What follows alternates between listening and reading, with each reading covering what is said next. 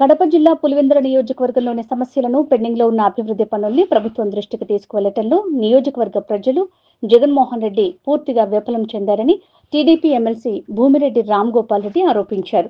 ఆదివారం Vepalli R&B guest house లో ఏర్పాటు చేసిన మీడియా సమావేశంలో ఆయన మాట్లాడుతూ నియోజకవర్గ ప్రజలు జగన్మోహన్ రెడ్డికి అండగా ఉండి దాదాపు 60,000కు పైగా ఓట్ల మెజారిటీతో గెలిపిస్తే జగన్మోహన్ రెడ్డి మాత్రం అసెంబ్లీకి వెళ్లి ప్రజల సమస్యల పట్ల చర్చించకుండా ఇంట్లో భీష్మించి కూర్చోవడం కరెక్ట్ కాదని మండిపడ్డారు. ఎలక్షన్లలో 11 సీట్లు వచ్చాయని జనాలను గాలికి వదిలేయటం సమంజసమా అని ప్రశ్నించారు. మన పులివెందుల నియోజకవర్గంలో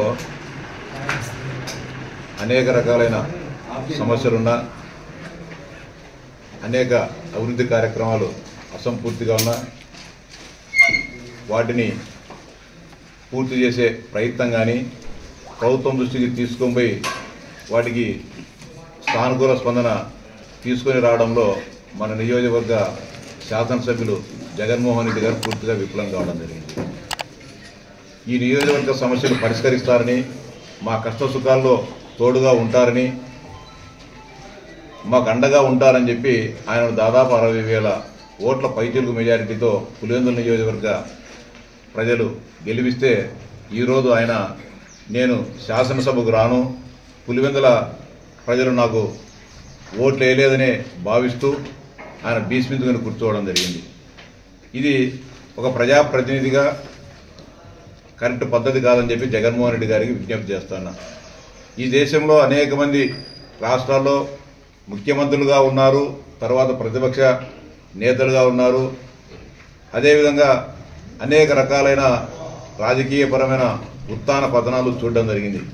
కానీ ఒక ఎన్నికల్లో తన 11 సీట్లు వచ్చినంత మాత్రాన అవమాన భారంగా ఈ ప్రజా సమస్యలు నాకు అవసరం లేదని చెప్పి జగన్మోహన్ రెడ్డి గారు ప్రజలను గాలికి వదిలేయడం కరెక్ట్ కాదు.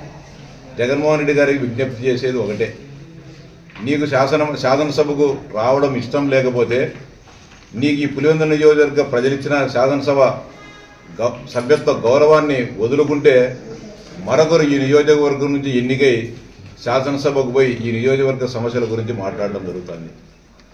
ముఖ్యంగా వేంపల్లె పట్టణంలో కొంత త్రాగునీటి సమస్య ఇప్పుడిప్పుడే వస్తోంది. ఈ ఊళ్ళో రోడ్లు అస్తవ్యస్తంగా ఉన్నాయి, అండర్ గ్రౌండ్ డ్రైనేజ్ ఆగిపోయింది.